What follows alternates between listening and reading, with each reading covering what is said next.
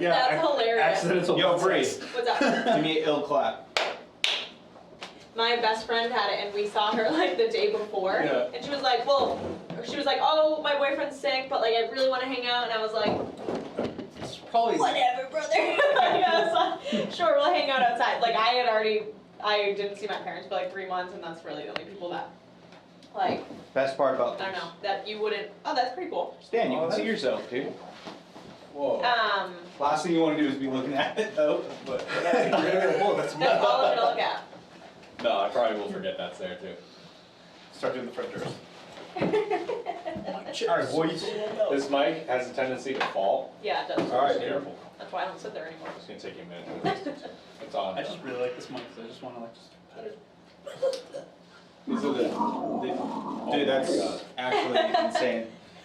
Yeah, so I was in a death metal band for like 10 years. Alright. Hence the bass playing and the Cookie Monster vocals. I like it. I don't know if I'm on the right side of this mic, but I think So if you look at it, it should say tonor. Yee. Yeah, none of that's gonna tighten. It just needs, I don't know. We're gonna have to. Well, fix see, it. that was a $20 mic, Just hold including it. the stand. Boys. So that's why it's such a cheap piece of shit.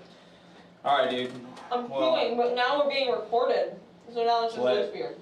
What I'm doing back here. You know, I've It's all right, I've been eating on a lot of episodes and nobody ever messaged me about it. And usually when we put out an episode, I get some DMs about random things that happen in the episode. I've never gotten to like, dude, Stop fucking don't chewing. fucking eating while you're Yo, you podcast. stop chewing your food, bro? Yeah, No, I'm starving to death. I've done that a ton of times. Alright, let's get into it. So, we were gonna talk about how we are starting a Patreon. Sam, why don't you tell them? Because Well, it's like allegedly, yours. we haven't committed to it yet. Well, you made it as far as making the page for it. We've been thinking about starting a Patreon. Mostly Stan. It would, if we made it, it would really be like super fucking cheap. Yeah, like, Like $5. $5 a month or something. yeah. And the idea would be to just start putting content on there, like training tips, weird videos, possibly like extra short, like extra episodes of the podcast. What would you call that? Oh, that'd be cool. Bonus episodes. Bonus episodes? But it would just be like short, quick ones that are like stupid, Yep. or maybe like You So do like nutrition early stuff. releases maybe too. like extra ignorant, like ones that we don't want like The whole entire world to see. everyone Like, to hear. like we don't want my mom to hear because sometimes she listens to the podcast. Right. So like stuff like that. I forget what else we were planning on. Like putting on there. nutrition stuff, like just like what we're doing. You wanted to put our workouts up there?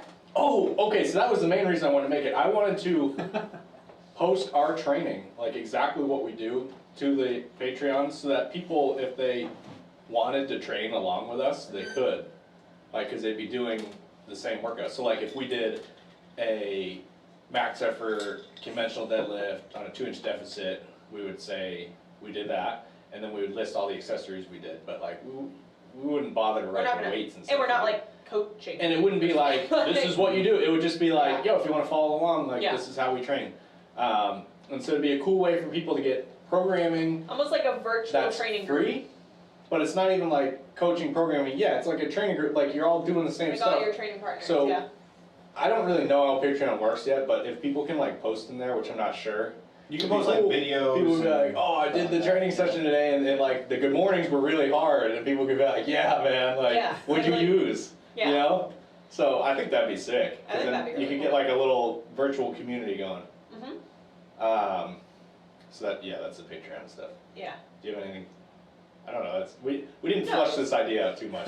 Yeah, we No. literally only said it to each other so far. Yeah. And Well, I we- mean, I think we said it to Blake actually. Yeah, I think I- as the outsider looking into it, that'd be really cool to actually see what you guys do on a typical day too, and like whether or not you do like any like active recovery or anything else like in Yeah. between training sessions as well too. Because like my huge thing that I've been trying to focus on is just trying to stay more mobile. Because my like ankles and hips and my left shoulder especially have been really jacked up, so I've been doing like a lot more active recovery. So if you guys do extra workouts or stuff like that too, that'd be kind of cool to kind of steal some ideas off of it, or like Absolutely. see what you guys do when you have to train around a certain nick or an injury too. I feel like there's not something like that out there, especially in multiply. I feel like everybody's like, they'll post like a lift and not post the weight and be like, working, like, we're working out here. Yeah. And they'll be like, got something big coming or something, and like they're just like vague about it. But like, it'd be cool for the people who are just getting into gear, or they're in gear and just don't know what to do.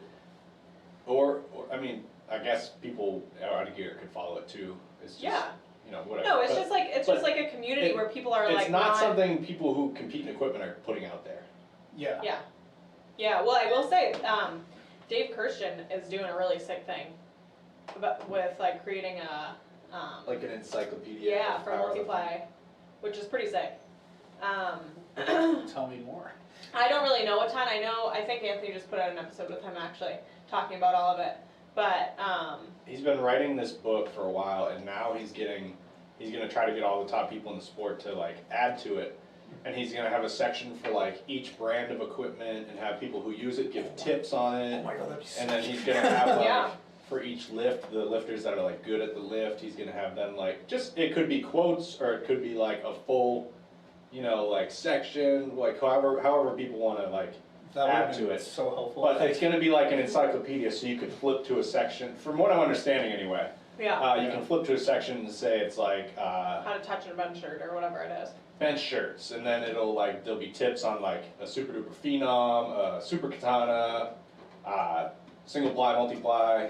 So it'd just be like a cool resource book. I'm definitely gonna pick it up when he puts it out, and I Yeah. think he's putting it out for free, which is crazy. Yeah. I Yeah. would pay a lot of money for that. Right? I Yeah. feel like a lot of people. Dude, this guy is like the coolest dude in the world. Have you Yeah. met Dave Kirsten? I've only read his articles and know of him, Oh but my I've never God. personally met him. He's the nicest dude ever. Mhm. He's just like, dude, the first time I went down to training at the gym he trains at, he's been like an elite level lifter for such a long time. And I think he's benched 3 times body weight in like 4 different weight classes. That's insane. Yeah. What gym does he train out of? Hellbent barbell, Yeah. down in Connecticut. But the first time I went, this is one of my best squat was like 700. I went down there and we were lifting, and he watched all my sets, and he came up to me after most of my sets and he was like, hey, like, you're fucking this up, try this, like, it'll be better next time. And then I'd correct it and do it, and he'd be watching, and he'd come up and fist bump and be like, nice job, man, that was a lot better. Like, he just gave me so much attention, and I was literally, I don't even think he knew my name, you know what I mean? Yeah. Well, I feel like that's been like the nature of like most training partners that I think all of us have ever had. I think Yeah. like the whole Worker crew has been kind of like different because you guys actually know each other and actually hang out and stuff. But I remember most of my training partners, like I forget half their names. We just went by Yeah. nicknames for the most part. Yeah, dude. So it's definitely much more of like that. But that's cool. That's really cool because like I can't remember the last time I've ever had like a mentor like that actually went out of their way to make sure that like my technique was spot on. Yeah, and that's an example of an elite level lifter that just treats everybody the same. That loves the sport too. And loves the sport, yeah, like he was treating my lifts with the same importance that he was treating some. And he literally didn't know me. Yeah, it'd be cool to get him on here. That'd be so cool. It'd be Yeah. cool to go down to Hellbent and train with them actually. Yeah. Yeah. I'll take a trip down there with you. Yeah. Well, It's 'cause like 3 hours away, but. Yeah, actually, I was talking to Mike Skibo the other day about doing something like that because I know that he wanted to have like a group of people to start training there once the gym is finally reopened and fully Yeah. functioning and all that. And he mentioned like me and the other Carlos and a couple of other people too. But it'd be cool to have everybody from here go down there and kind of check out the scene because it's supposed to be a sick looking gym. Yeah, we haven't been to the new There's one. been a bitch at me because I haven't been there in like 6 months. Yeah, Or I longer probably now. Yeah, I don't think I've been there in almost 2 years now, and it was really fun just being in their like little like warehouse garage, and Yeah. like it's just really funny too because like most of my friends that are like just raw guys don't understand why I like training with multiply people. Yeah. But like the intensity over there is nuts, and it's fun. It's a lot of fun. Dude, that guy's given me briefs for free that were grid stitched, so like $200 briefs. He's given me a shirt from his gym for free. He gave her a shirt for free. Yeah. He's let us train there for Like free a- like every a time t-shirt. we've gone down there. Yeah. And when we go down there, you work in the same monolift with like Delafabe All their and Mike crew, and yeah, Dave their whole Kirshen, and like everybody trains together. Like Jordan and J-Bro. Yeah, like, there's this girl Jordan down there that she did like she did 500 500 for pounds 5. for 5 on squats, Jeez. and Yeah. just knee reps, raw Yeah. knee reps. Like they have just strong There's some lifters down savages there. down there for sure. Yeah. Yeah. Well, I was telling you guys before, like once, like in our little like chat room group or whatever, that Our chat room. yeah, the Ricka The Ricka. group, the Ricka group is that we should probably do something about like going like on like a gym tour. Yeah. Dude, like- we're planning it. Yeah, we were just, we were just talking about that a training couple the other weeks Like ago. literally, Yeah. that's the reason why I went to Lightning Saturday, and that's why I wanted to do podcast yesterday. But some stuff happened, so we're doing it today. And like, it's just trying to get back to the habit of actually like being social, because like I Yeah. feel like after 2 or 3 months of just being stay at home for the most part, it's almost weird to like function as a human being again and be social. It's so hard. Like, It's harder than like the reverse of it for me. Yeah, so I'm just like, I don't know how to have a conversation that's Yeah. not over texts or like through FaceTime. It's weird to Yeah. actually be like Yeah. eye contact, let Yeah. alone like, you know, actually doing activities together like training. Yeah. You know, The way to do it would be to go somewhere where there's a couple gyms we want to visit that are within a reasonable distance and just Yeah. grab an Airbnb. Well, this is what I was thinking. We pick a region, like we as a group decide on like a region that we're going to go to, and then we each find a few gyms, and then we all look at them and like pick, all right, we'll go to these 3, and we'll get an Airbnb like in a central location, and like, that'd be fucking sick, right? Yeah. Yeah. To be honest with you, I think we should probably do that in Hartford, because like you have Lightning over there. There's Really- so many good Yeah. gyms down there, Yeah, yeah. because they have a monolith at Lightning. They also have a monolith at the Do you Super. remember that Airbnb that we stayed at in Connecticut for my meet? Yeah. Fuck. Yeah, We have there's- good friends at Lightning too. Yeah. Yeah, and what is it? The Super Brothers like bodybuilding gym too. I would love to go there. That's Oh, yeah, that's yeah, yeah. amazing. I would love to go there too. They actually have a monolith there. Yeah, they do, and like I'm a huge Evan Sansapani fanboy, so Yeah. like Same. I've been watching all his videos religiously this Yeah, past dude. quarantine, and the fact that he still trains people there face to face, and I actually got to meet him, I was like, Yeah. Wow, that's Like, I was sick. like- I would love to go I was there. like heart skipped a beat. Like, Dude, I fanboy am so hard. down. That Let's gym fucking is get it badass. going. We know a girl that goes there too. That girl Kayla goes there. Yeah. Oh yeah. Yeah, I was She gonna goes say there we sometimes. all have like, because I'm friendly with her too. I just literally was talking to her about like metal, Yeah. because I showed her, I was like, hey, what do you think about this bass part that I just like played? Like, would you Yeah. go to a show or listen to this stuff too? So she's pretty rad. She's super rad. And then Hellbent too. So I mean, there's 3 gyms like from central Connecticut to like southwestern Connecticut that Yeah. they're all within an hour or 2 of driving. If we just got like a place at the Yeah. Marriott or I think most of the something. people from Billerick would be down too. Like That'd be Jeff's cool definitely to just, already like, down, and Do like I a think long Alec would weekend. 100% be down. Absolutely. Yeah. Dude, the Steve hard would thing be with down. Hellbent is like, they squat heavy on Sundays, and that's the workout I want to go down for, but it's like Sunday at 10 a.m., and it's 3 hours away. So it's hard to like leave at 7 a.m., drive 3 hours, and then squat heavy with them. Like if they were closer, I'd go down way more often. Also, we need to take you to Windham County Strength. Oh yeah, that's the other thing too, because they're also aren't they? That's also in Connecticut too. Yeah, I was about to say. I like how Massachusetts, like all of our decent gyms are either they all hate each other in Boston, or the greater Boston area, or they're all out like in Springfield and they're Yeah. like 20 miles away from each other. Yeah. So that's because I think after this quarantine too, like the more I've appreciated training with you guys, because like I know it's not the norm in the Boston area for whatever reason. You know, between like TPS and People get along, yeah. yeah, like TPS and Titan and stuff like that. Like they're like really good gyms, but like for whatever reason, like there's just always like this weird energy vibe. You know, among other things. Too. Yeah, they get like mad that you're there almost. Yeah. You get a lot of Some gyms. competitive people that are all like, yo, Yeah. you're not part of our group. Yeah. Yeah, Which is really funny because everybody at Billerick is not like that. Like you guys, literally someone comes in and you're just like, Yeah, we're yep, fucking let's get it, let's do it. I would venture to say that the people that visit us get more attention than our normal training partners do. Like when someone comes and visits, That's we're, tough. we're like trying to make them feel welcome. We're trying to make it a good experience. Mhm. You know what I mean? Yeah. Yeah, and like I said, if you and then add in the fact that if we could do some Get seminar work it. too, that'd be pretty sweet. It'd be Yeah. awesome, dude. Yeah. So I mean, that's been like where my head's been at too, because like I don't know, that's the other thing too. Besides missing training with people, because I've been fortunate enough to be able to continue training, like we were talking about earlier. It's you forget how much of a social sport this really is at the end of the day. Yeah. Because as much as like I like to think that like you have like the animal pack out of like the lone powerlifter bodybuilder type Yeah, training yeah. in the corner or whatever, like that stuff gets so old so fast that like if I'm gonna do a meet, it's because I want to do a meet because my friends are doing it, not because like I want to Yeah. hit a certain total or beat a certain person. Like there's a time and place for that too, but like I mean, one of my favorite memories of competing is literally going to the Connecticut, and it was the Europa, like the fitness expo. Was kind of like a mini Arnold, Yep. and like me and like 10 of my closest friends that that I met through the gym, we'd all compete on the same day, and some of us we compete head to head just for fun and whatnot. But like at the same time, like it was like a boys' weekend out where like, literally Yeah. we show up at weigh-ins, eat our faces off in sushi, pass out by 9 so we can get ready for a long day of competing, and then we go party and do dumb shit after the meet and make a night out of it, and then like Sunday morning wake up hungover and then go back home and just try to recover for the rest of the week. Dude. Like, those were That's some how of you and my- me became friends. Yeah, that's. You know what's crazy about that is that when I first started working out, I was like 240 pounds, and Stan like first took me on as a client and stuff like that. I did like 6 months straight, and I was losing weight and like feeling good. But man, doing that lone wolf shit is fucking death. I don't know how you do it. 'Cause I did it for like 6 months, and I was like, yeah, Stan, I don't think I'm gonna be able to make it to the gym anymore. He's like, dude, come to Bill Ricca, and I was like, all right. And I went one time, and it was.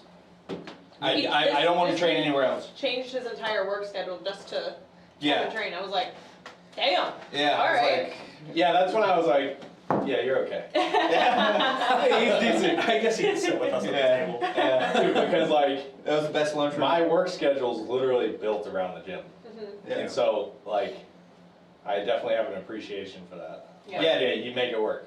Oh, you No, gotta, but I don't figure think- it out. I don't think we were saying this on the car ride the other day too, especially with the fucking corona shit that's going on. If we didn't have our training partners coming to our house 4 days a week to work out, I don't know what I would be doing. Like just knowing like, oh fuck, like they're gonna be at the house because they're gonna work out. I'm not just gonna fucking sit here on my ass on my couch. I'm gonna work out with them. I'm gonna train with them. And like, if I was alone, I feel like I'd probably still do it, but I wouldn't have as much fun, and I wouldn't be like as dedicated because there's days where everybody's like, where at least I'm like, I have zero motivation. I don't want to train. That's the last thing I want to do. But if your training partner is fucking hyped and they're gonna take a heavy squat, or if they're just gonna come over and do side lunges in your driveway, whatever it is, you're not gonna be like, oh, well, I'm not gonna do it. You know? You know what blows my mind? Jeff. When Jeff drives all the way up here, like when Jeff shows up, I'm like, I gotta go. I can't call out. Can't. Yeah, he's coming in 45 minutes to work Yeah, out you, the you gotta driveway. do it. Yeah. Yeah. And I'm like Work out in a five driveway, seconds up the exactly. street. Yeah. Yeah. I know, we drive 45 minutes there to work out at a sick gym with a monolift, but he drives 45 minutes to work out in our driveway with our bench that's Yeah. crooked and, you know. Yeah. I was about to say, well, how are those workouts been going too? Because like I know you called them like your ghetto workouts or like your quarantine workouts or the sad part. Yeah, yeah. Like because I haven't personally seen it. Like how did that came about and like how did that actually happen? Because I saw the bench like in the driveway and I'm like, it's pouring out right now. Like how is that pad gonna Dude, survive? that's Oh, Blake's yeah. actually. Yeah, oh, that was my bench from like high school when I was playing football. That's awesome. Yeah, dude, and I was like, let's bring it over, let's just see what's up. And they thought it was like some shitty little twig bench that like didn't hold any weight, and they're like, oh, this is actually okay. Yeah, It's we've gonna done be speed okay. bench on that bench. Oh, Yeah. Yeah, we've done speed We've bench done on that bench. incline sketchy. Yeah, I did a max 3 board on that bench. Are you serious? Like, yeah. So like, Yeah. okay, because when I was thinking about you guys doing like these types of workouts, I was thinking like circuit training type of things. Well, we've I done a didn't- lot of that too. We've done a lot of fucking body weight shit, and honestly, as we're doing it, we kept being like, so many people would think this is dumb. Yeah. Nobody Like a like waste there's of some time, like yeah. some people wouldn't even waste their time to do this, and those were the workouts that either I was the most sore from or I felt like I got the most out of. Yeah. Just because like when you're doing 100 body weight squats, that's like 100 chances to practice. Or your lunging squat. all the way up your You your know? hill. That's And the death. Yeah, we lunge from the bottom to the top. Yeah. Savages, Yeah. multiple times. That's 70% with my fucking. We did it with weights sometimes too. Yeah. Yeah, Like we dude. had I got like it. you Straight know up, dude. wall sits, fake leg extensions. We have bands, so we did like banded stuff. But That's awesome. We did Yeah. tons of incline bench, dumbbell, flies, like.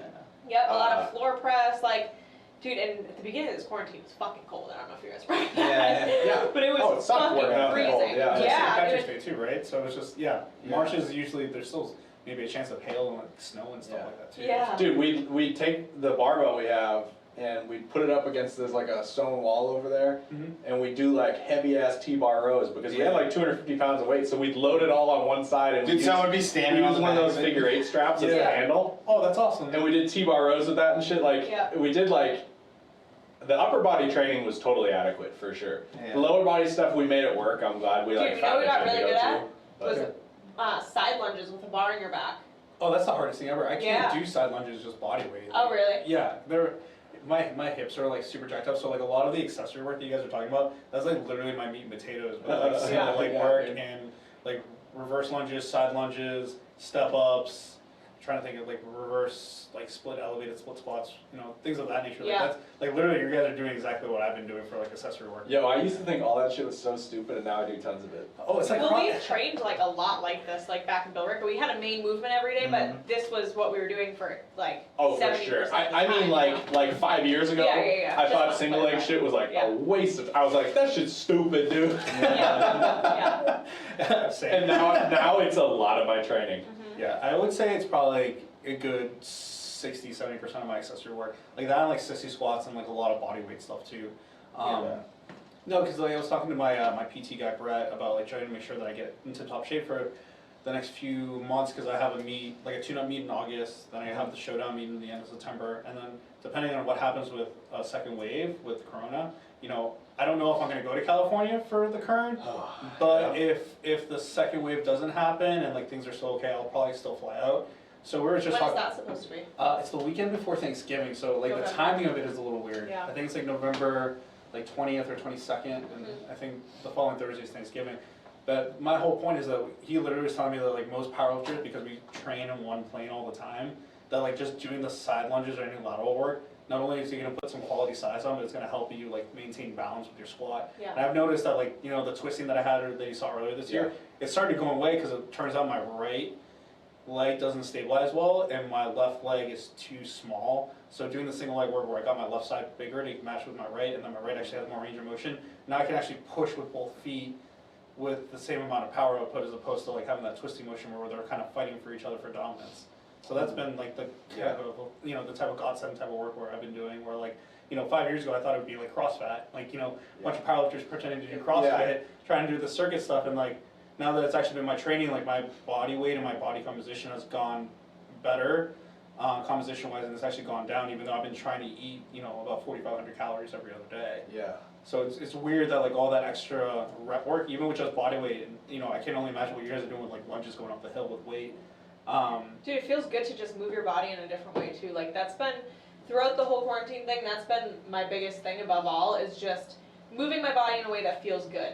And whether that day it's yoga and going for a walk, or it's strength training, or it's doing these body weight circuits, if it fucking feels good on my joints, like, I'm gonna do it. I'm She not did gonna. yoga every day for like 40 days straight. Yeah, and it was the best thing that I probably ever could have done. Like, my turn to take you up on that offer then. dude, it's no. yoga with Adrian, I'm telling you. Yo, yeah. Yoga with Just Adrian. look it up on YouTube. She has a 30-day series, and Yeah. then she has like more. She just kept She doing has a more ton, after. yeah. Dude, I feel like the walk was the most therapeutic thing after Yeah, every we would go workout. for long walks after our training It was session. sick. Like 45-minute walks Yeah. a lot of times. Dude, our conditioning got fucking good, I'll say that. Dude, I feel like I put in a cheat code when we started doing homework, for real, because like I was so like behind everybody, and I'm still like the newest guy in the group and everything, but I feel like everybody had to like kind of like focus more on like the cardio and stuff because we couldn't go super high in weight, where the weight you guys had for me like That's what was we were heavy as saying, shit. yeah. So like Yeah. I was just like, I just went from 0 to 100 real quick, and now Yeah. I'm like deadlifting like 385 and stuff. And I Yeah. was what 300 before we left Bill Rick out. Yeah, just like So- Yeah. big, How's your big deadlift? That's years. not a joke by any 70 means. pounds From of deadlift home during workouts. quarantine. Not Yeah. deadlifting. Like, Yeah.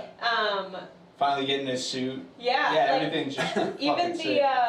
even the first time he did lunges up the hill, I was like looking back and I'm like, Blake's gonna fucking puke. Like, Yeah, it was bad. But by the last time that we did them, you were right there with us. Just last week, we Yeah, Yeah. it's true. That's true, actually. Yeah, Yeah. just right. Yeah. Like it's pretty sick. So I don't know. It's just crazy. I could see all these like small progressions, and you Yeah. guys were just like, I feel like you guys were so ahead that I was just like grinding to stay like relevant to working out with you guys just to keep up. Yep. And now I feel like I can actually like perform at like a decent pace where Yeah. I don't feel like I'm pulling Dude, the weight back. you've really like tried to improve on these things too. Like even something as, I say simple, but something as simple as correcting the way your feet are. Dude, the pigeon feet. Yeah, like Yo, I Yeah, was the on worst him pigeon about feet, his bro. walking with his feet turned out like Yeah. this. We'd be on Yeah, it's bad, those man. walks, those long walks, I'd be like, yo, your feet, turn your fucking feet straight, dude. Yeah. To be honest with you, that's probably the best advice you can get because I've been Dude, it's straight now for the most part. That's Most awesome. of the time it's Yeah. straight. Yeah. no, because I've been like seeing my PT literally just to fix my feet. So we're trying to learn how to like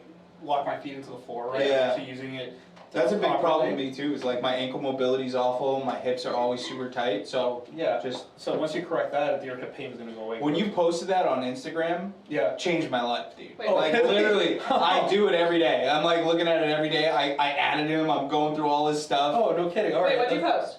He posted, I can't remember the guy's name, but some ankle mobility exercise, Oh, yeah, how people are doing yeah. like calves instead of the So actual that's Trevor ankle. Jaffe. He's a good colleague of mine. Yeah. So we used to compete against each other like I want to say like 5-10 years ago.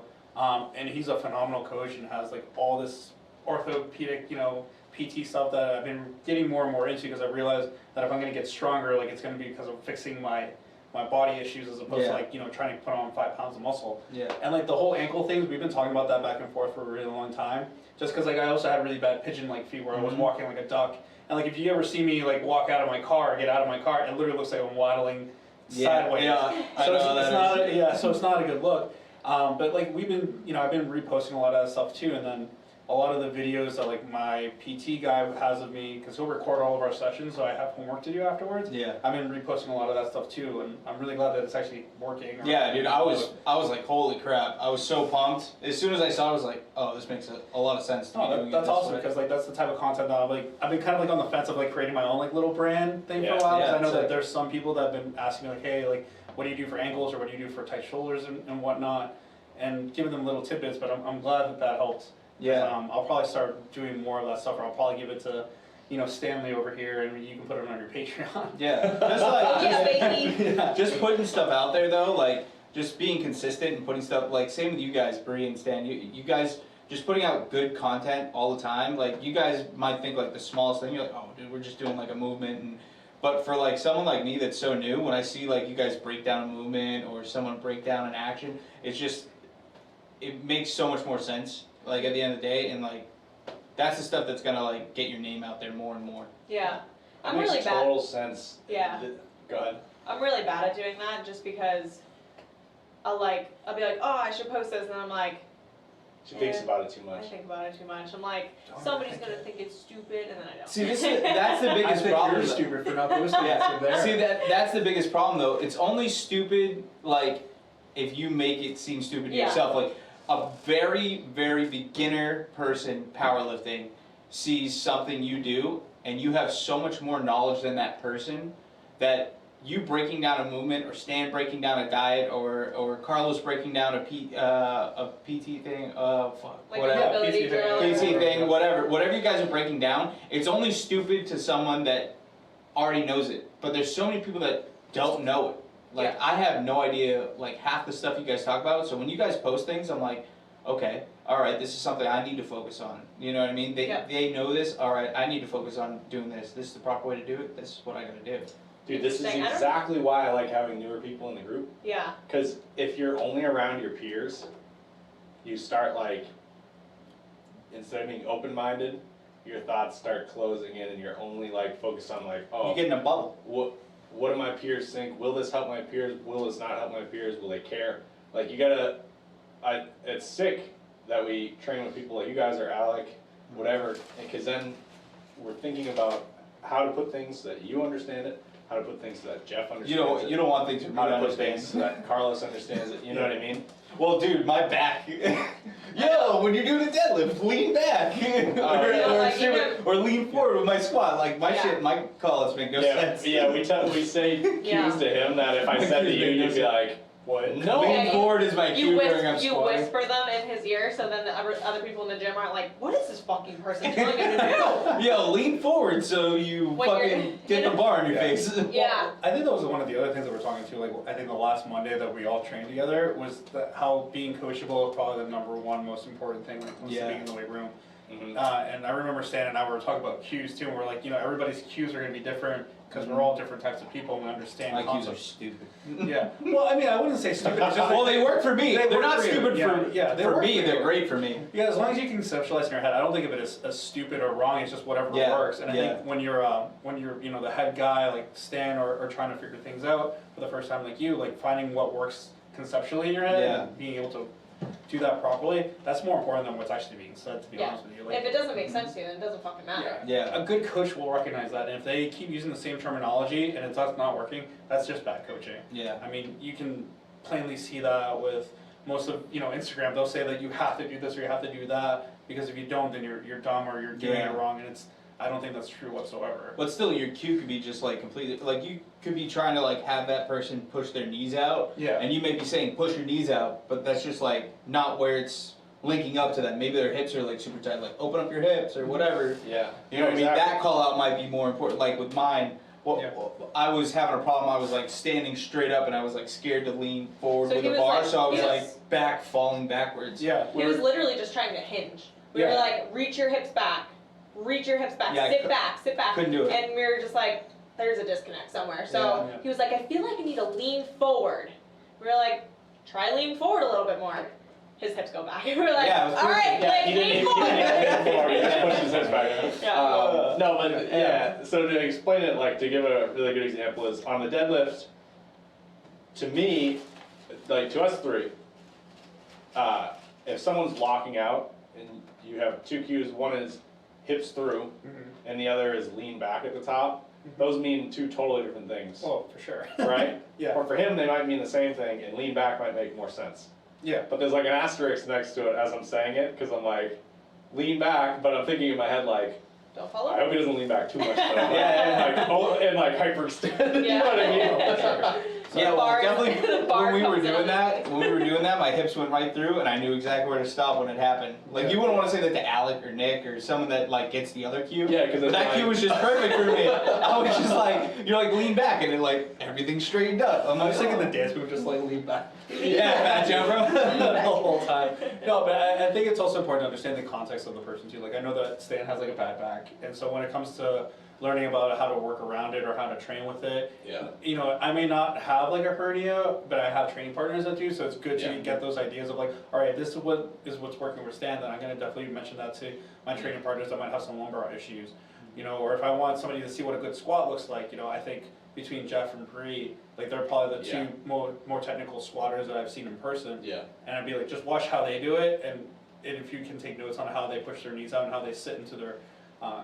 She doesn't have joints, dude. I don't know. Yeah, She has no Whatsoever. joints. There's nothing. She's jello, bro, but she's Yeah. strong as shit. Yeah, I was going to say it's Yeah, impressive to see I'm that. gonna run that line until it's broken, because it's gonna be broken one day, and I have a feeling it's gonna be a little Yeah. sooner than I think. My joints are Yeah. gonna go from jello to cement pretty quick, I feel Yeah. like. I feel like you need a shirt though. My joints are jello. Yeah. That'd be No, sick. But I would say like what we were talking about like, earlier too, like for someone like Bree, like I'd say just work on getting more hypertrophy, and then if you're worried about your joints being glue, because if you have like almost like hypermobility, like my buddy Adam, he's hypermobile, so I told him like the best thing you can do is just gain like 10 pounds. Yeah. Because then if you Yeah, have get that more extra dense. Yeah. if you get some more stability from having any type of weight, let alone muscle, it's gonna help maintain that longevity too. And that's definitely true, because the times that I've been heavier in weight, like I've been like 180 pounds before, and I definitely felt more stable than that. Like, I mean, and that's also just, I don't want to say common sense, but something that's heavier is going to have more stability on the ground. You know what I mean? But yeah, I definitely feel that. It's mostly just my hips. I mean, my hips are just weird. Yeah, she They're can like all the literally- way out She here can to start. literally My put fingers her are just knees like- pointing at both walls and squat in a straight line down in between. It's insane. It's like, Yeah. It's Crazy. just how like my hips have always been. I don't know. I wish I knew more about like just when kids are developing, like their joints and their musculature are developing, like what influences that and what influences like, and how long is that going to influence them for? Because I used to cheerlead, and I didn't cheerlead for that long, but I did it like at a pretty reasonable time in my life where I was like going through a lot of growth spurts and like just growing. And now I feel like I've been able to keep that mobility, if not work more on that mobility that doesn't really need any work to it. Yeah. And I'm like, did this really come from those 3 years of cheerleading when I was 10 years old? Like, you know what I mean? Like, Yeah. It could be like genetics are you too on saying top you're of that. wondering if there's an effect structurally? Like, flexibility aside, you're saying as you're developing, your activity can affect the structure of your hips? Because like you clearly have shallow hip sockets Yeah. where like your femur can articulate in any fucking direction. Mhm. Whereas like I have super deep hip sockets and my femur can basically only move like one direction only so far. Yeah. And then I literally just get stuck. Yeah. No matter how much I stretch. Yeah. So you're saying like maybe as you're developing that like literal bone tissue, Yeah. what you're doing could possibly change. Yeah. I wouldn't be surprised if there is something. I bet to some degree, but then I bet, you know, it's mostly you're gonna genetically be that way. Yeah. There's like different like Asians tend to have shallower, by average, tend to have shallower hip sockets. Like the Nordic hip, Yeah. like Yeah. like European people tend to have deeper hip sockets. You know what I mean? Mhm. So like some of that's ingrained, Yeah. but I bet you Yeah. can change it a little But bit I while you're also feel developing. like there's other things that come into play other than just the joint, because like some people are going to have more flexibility because like let's say their muscle bellies are longer in that specific Yeah. muscle. Like Yeah, so flexibility. Yeah. you know what I mean? So I just wonder if that how long that lasts for. You know what I mean? Like if that's like untrainable. Do you know what I'm saying? No, I know what you're saying. I think it's probably a combination of both, Yeah. which I feel like is a bit of a cop-out answer. But just from watching you lift, and because I've also seen you deadlift too, and you deadlift with like pretty much the same way that you squat. Yeah, I do. I do yeah. think it's the way that you do train your hamstrings and your glutes and hips as well too. I think genetically you're above average when it comes to being mobile with your hip socket. Yeah. But I think to the extreme of which you can put an external load on it. Because it's one thing to be that mobile, it's another thing to squat like 500 pounds with that much mobility too. Yeah. And I think that part is the part where I think is very trainable, because if you can handle that much external load on that range of motion, I think that's completely from training. Yeah. Where like I think you develop the hamstrings in the right plane at the right part of the range of motion to be able to handle that without tearing something. Definitely. Because if Stan and I try to do something like that, we probably both tear our hamstrings and our hips Yeah. completely. Yeah. So it's definitely something that you definitely train for. Yeah. I would say. I would definitely agree with that, and I can tell that aspect is 100% true just by like, even when I move my feet the slightest bit, it changes my squat so much, like, and in almost like an uncomfortable way, and that's why every time I'm squatting, you're like, turn your fucking toes in, like, or turn your toes out, like I'm always squatting with my feet straight. Yeah. If I turn my toes out, I feel like I have no control of my hips. I'm like, Oh really? That's Yeah. interesting.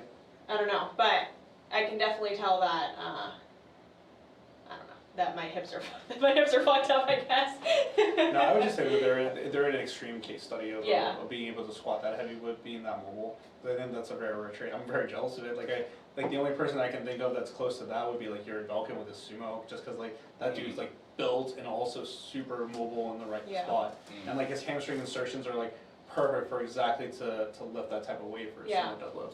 And it goes back to like the same thing with you, like there's cues that I needed, especially in the beginning, because my hips are so mobile that if you told me to drive my knees out as soon as I started squatting down, I'm squatting straight down. behind the back. I'm not using my gear at all, you know? Yeah, So yeah. there's different cues, not only for like what's going on in that person's brain, like how they're gonna process that, but there's different cues for different like body types almost. Yeah. Like, Oh, for sure. you know what I mean? Yeah, I would wholeheartedly. Everybody just agree with understands it differently. Like we're all trying to do the same type of thing technically, like in Mhm. movement, but there might just be different things that you need to be told Yeah. to do that movement Yeah, that makes sense, yeah. for sure. What's your blank face for over there? I don't know, this is a good episode. Look at that! Look at this handsome spot. I love talking about coaching because it's so complicated. that. Well, Stan is just happy. I haven't seen a happy guy. Dan's eating Yeah. his generic brain working Well, it's been Fire. 15 weeks since we last hung out too, so It has been really there's long. also that. And I think when it comes to coaching, like, not that I coach full time anymore. Like I only have like maybe 3 lifters at the moment. and one Yeah, of but them- even like when you train with people, you're coaching. Yeah, no, that's true. But it's just like one of those things where like that's the other reason why I love training with groups. It's like when I was training with Katrina on Saturday at Lightning, like she was telling me my chest up, when I was doing pause pulls, and just remembering to cleaning up stuff on the dot makes moving weights so much easier to the point where like I wasn't planning on going over 600 on pause deadlifts, but like everything was so locked in because like I was brushing up on stuff and like I was paying attention to what I was being told to, that like I think I put on like another 20 to 30 pounds that I normally would if it wasn't for the fact that like people were telling me like, oh, you need to clean this stuff up, and it felt just as good as what my actual working sets for that day was. So I think it also enhances performance, right on the dot, in the sense of like I should be able to lift more that day. Dude, once you get to a certain point of like coaching experience, you turn into like a fucking calculator. Like you can take any combination of data in and spit out an answer. And it's super cool because there's like you said, there's all these different answers and variables depending on the person. But like you see something, you have enough experience to assess all the different like data points or variables, whatever, and then you like process it and figure out an answer. It's like super fucking cool. It's a cool like ability to develop. You just become like a problem solver, but you're like problem solving people, like their movement. Dude, it's fucking wicked cool. Yeah, And it's not even just a movement. Sometimes it's like psychology shit too. I think for me it's 100% psychology. Yeah. Like I think we used to joke around that like I'm like a little bit of a mental midget when it comes to competing because like you get in your own head a lot, especially when you hit like a new PR. You know, at the gym, let alone if you actually do it at a meet. Yeah. Where like you just have to just have your training partners kind of like calm you down. And I know that like the few times that I squatted with you spotting me, like I think it also matters like who you train with because some people just make you super anxious. Like there's a couple of people that I can personally think of, love them to death, will not want them to spot me because they make me so anxious that like I can feel you judging my lift as I'm doing it. Relate to that hard. Where I'm like, please don't watch me, like let alone spot me or anything like that. But like when it comes to like you three or anybody else from Borica or any of the other gyms we've trained at together. I'm completely comfortable with them spotting me and giving me constructive feedback. And like now I'm actually like, all right, well, I was planning on going a little heavy, but now I'm going to go for it because now I have like the right atmosphere for it. Yeah. And whereas sometimes I can definitely think of a handful of times the past year where like, depending on who it was, I'm like, I know that they would do a good job, but like I just don't have that trust in the spots or in the critique where I'm like, no matter what I do, I could squat 2,000 pounds, they're going to be like, meh. That sucked. Like you gotta fix this, this, and this, and this, but it's in a malicious way. Yeah. And I think that also plays a huge part too, which is one of my favorite things. I remember we were, I think you were squatting like 535. I think you like matched your PR on your competition squat. I think like one of the first few times that we trained together. Yeah. And I just remember like your first thing was like, was it good? And we're like, yeah, of course it was. That was actually probably deeper than you needed to take it. And but it was like a really good, healthy environment where like I felt like you felt comfortable enough to go for it because it was also with a bow bar too. It wasn't even a straight bar. And you matched your. Wow, you have a good ass memory because that's true. Yeah, I was about to say I remember because I remember it was 535. You matched it, but it was on the bow bar instead of the straight bar. So I'm like, that's awesome. Like first time in back in gear and you already matched like your best squat. And then it was also the same day that I think you pulled heavy from the rack where it was like a 635 pull. And I just remember like the first. The rack pull. Yeah. And I remember like your back was perfectly set in perfect position the whole time. You were asking me if there was any rounding. I'm like, no, you were good. Yeah. And it's like having that good atmosphere where like you can kind of push it a little bit more so than usual. Because I don't know if either one of you were planning on going that heavy. You can see if you're right about Was that a Saturday? Oh no, that was on No, that was Monday. Monday. No, that was maxed up for a little. Oh, bit. that was the second time I ever came, right? Oh, really? Yeah. Like that? Yeah, we're just. You were in meat prep stuff. You guys have two. I smoked Yeah. two weed. You know what's crazy about that? When I first came over there, I was so intimidated by everybody. And what was fucked up is that my first day, like Bree was super cool. She walks up, she's like, "Oh, Stan's been talking about you saying you were coming." Stan was super cool. Everybody was super cool, but I was like scared shitless. Yeah, that was on that Saturday. Yeah. So I did everything, and then literally I was driving home. I'm like, all right, I don't want to be anywhere else. I'm like, this is the place I want to be. And then I come back that Monday, and you're there just being a savage, and I'm like, holy shit! But you were super nice. And now, like, after all this time, like, I wouldn't want to train with anybody else, and like literally everybody in Bill Ricka, I would literally trust with my life underweight. Like any. I will say you're very spoiled in that regard because I feel like. Fucking Yeah. Who's Right. first like hardcore gym experience is that? It was sick. No one You here. guys are No one hyping the here. Bill Ricka crew up too much. Dude, it was sick. dude. That was pretty. Those were pretty fun sessions. Like I can't wait for. Oh my God! Don't kill the. Unbelievable. I think you killed the camera. I don't think this is gonna make it to YouTube. Peace. That'll have to be in there. That's gonna be on the blooper. But, Stan died. yeah, I mean, to be fair,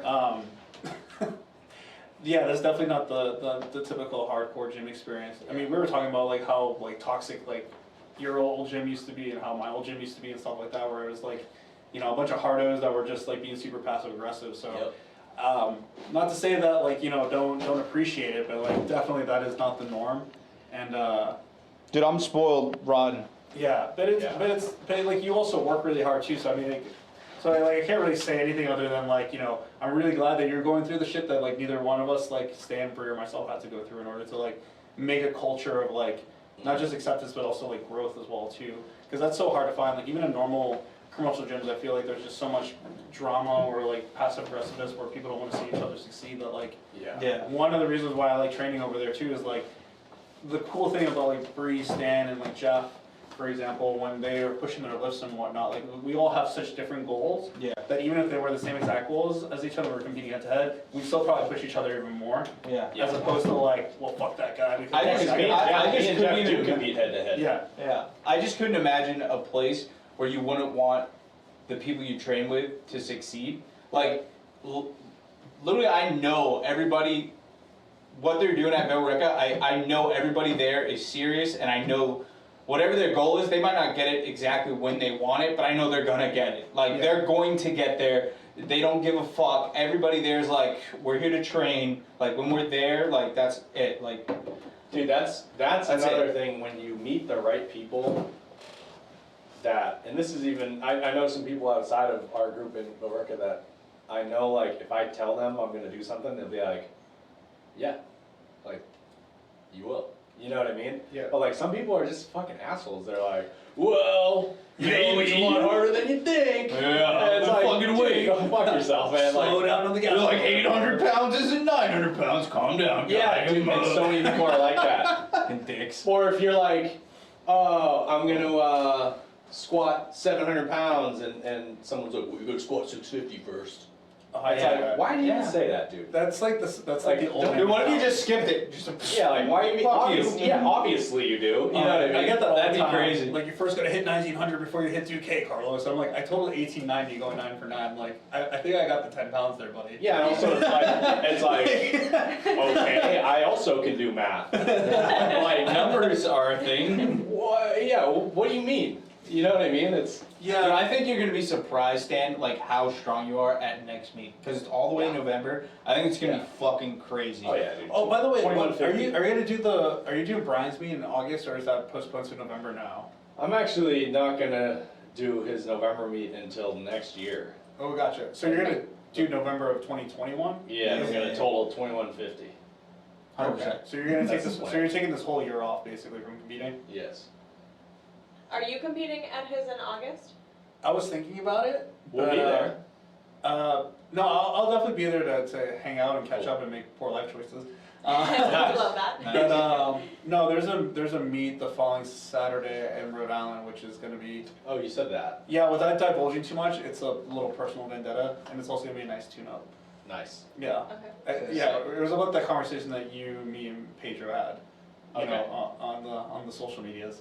Okay. So I have to do this This week. is some 'cause- code. This is some lingo right now. Yeah, it's yeah. You know what I'm talking I'm about, writing in right? C++ right now, man. Yeah. So you know who and what I'm talking about. So Yeah. it's just it's a personal thing that I just want to get it out of the way and put somebody in their place. So. When is Sick, that? dude, we love that. We need to try to go to that. Yeah, that's Yeah, we'll be there. So what's that, like 2 hours away? No, it's like from here probably about 2 hours away because it's about an hour away from me in Boston. Yeah. I hope we can have people because I was reading the because it's USPA. Oh, So they're having one of those, Oh. they're having those rules where like, I think if they make it into a 2-day event, then you can bring people, but if it's a 1-day thing, I think it's just gonna be like, the lifter, a coach, and make a +1. Alright, well let us know, I mean. Yeah, I really hope that like, the restrictions have loosened up by then, cause I Yeah. did mention that to you guys in the chat, but like, it would be such a huge budget scale if the only way you can see it is through a live stream, cause, That'd be such a bummer. yeah, cause I'd love to see you guys actually see me compete in person. Yeah. Cause I haven't Yeah. seen, cause I've seen you guys compete already. Yeah. Yeah. And so it'd be cool to actually be able to Yeah. go around. But I think September, the one in New York, like I definitely want to make it into like into a thing because I have a 2-week vacation from work the week before, leading up to it, and the meet week. So it'd be cool if we went on either a road trip or got like an Airbnb over there and like hung out for the week over there, So fucking and just down. made like a really Yes. fun vacation out of it. Yeah, I like For vacation sure. time too. I have a feeling that you're gonna be hard to hang out with at a meet, cause she is. Oh, I just Hard stare to at hang her. out with Enemy? Yeah. Oh, because Like, of the serious? intensity You're- that I you're very have? serious. Yeah. Yeah, like at the meet, just don't talk to me. Dude, I'm loose on meet day. Like, Yeah, He's walking around like Conor McGregor, dude. Fucking- No, I have like foam in my mouth just out of like sheer aggression because it's like the one day where like I just let loose a little bit. You really like competition though, or it seems like at least.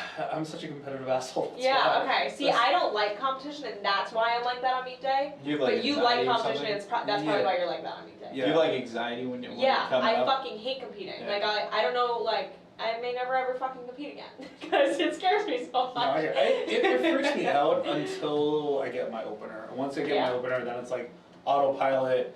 I put my headphones on, just stare at a wall, and then in my head I'm just thinking about being the strongest person in the room, and then I'm gonna beat everybody. Yeah. Even if that doesn't happen, Yeah. that's the mentality that I have the whole time, just so I can make it through the meet. Yeah, and Because we, anything less than that, then I like doubt my, the weight that's gonna be on the bar. Because I'm trusting my Exactly. coach with whatever weight he puts on, then I'm gonna get it.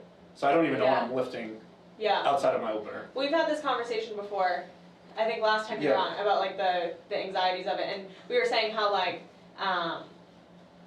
it will get better essentially, is what you were telling me. Yeah. Like, you're like, we were saying how like, practice helps. Yeah. And I've only done 4 meets, so people I'm like still you should probably new to it, compete you know? more often. Yeah. I know. Does that Twice help? a Because year. you Oh. seem to compete pretty often.